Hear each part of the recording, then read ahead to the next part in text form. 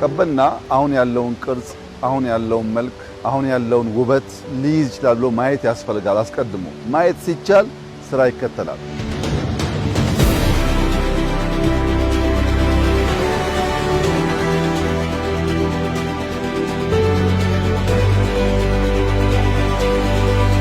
መደመር ዋና ሐሳቤው ቦታ አንሰራም አለ፣ ውሃ አንፈጥርም ሰጥቶናል። እሱ ዛፎች አሉ፣ የሰው ጭንቅላት አለ፣ ሀብት አለ፣ በየቀኑ ደግሞ የደከሙ ገንቢዎች አሉ። የብዙ ሰዎች ድካም ውጤት ነው ይሄ።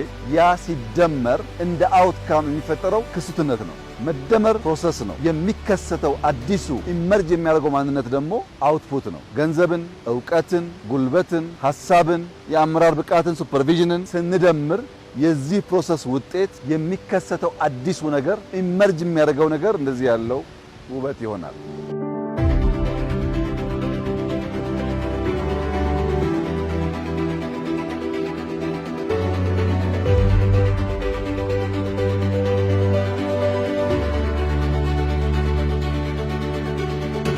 የምንሰራውን የኮሪደር ስራ አትችሉም የሚል ድምጽ ከግራ ከቀኝ ጠዋት ማታ እንሰማለን። አትችሉም፣ አይሳካላችሁም፣ አትከናወኑም፣ ትጀምራላችሁ እንጂ አትጨርሱም የሚሉ ብዙ ድምጾች አሉ። የኛዎቹ ይገርመኛል። ሌሎቹ ግን አይገባችሁም እያሉን ነው። የለም ይገባናል፣ የለም እንችላለን፣ ጥንታውያን ነበርን፣ በመሃል ጠፍተን ሊሆን ይችላል፣ ብንሰናሰል፣ ብንደመር፣ ብንተጋገዝ ውብ አገር አለን፣ ከማናችሁም የማያንስ ኢኮሎጂ እኛም ተሰጥቶናል ብለን መናገር ብቻ አይደለም፣ ሰርተን ማሳየት አለብን።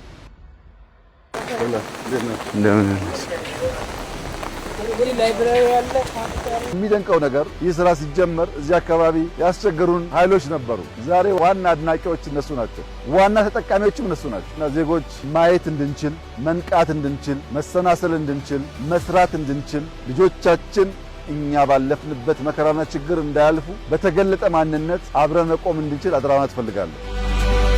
ለመኖር አሰቃቂ አስቸጋሪ የነበረበት አካባቢ በጣም ሲቸገር የነበረ አካባቢ ነው። አሁን የልጆች መቦረቂያ መጫወቻ ሆኖ የተገኘ ማለት ነው።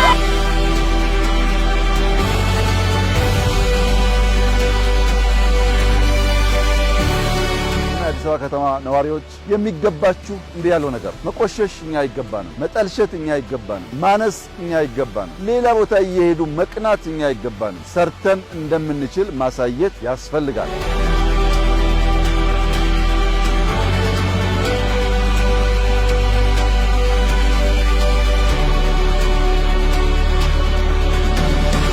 አይን ሁሉም አለው፣ ካላየበት ግን ግንባር ነው እና አይናችን ግንባር እንዳይሆን አይናችን አይን እንዲሆን አገራችንን ማየት አብልጦ መስራት የሚቻል ነገር እንደሆነ አንዱ ማሳያ ቀበና ነው እና በጣም ደስ ይላል።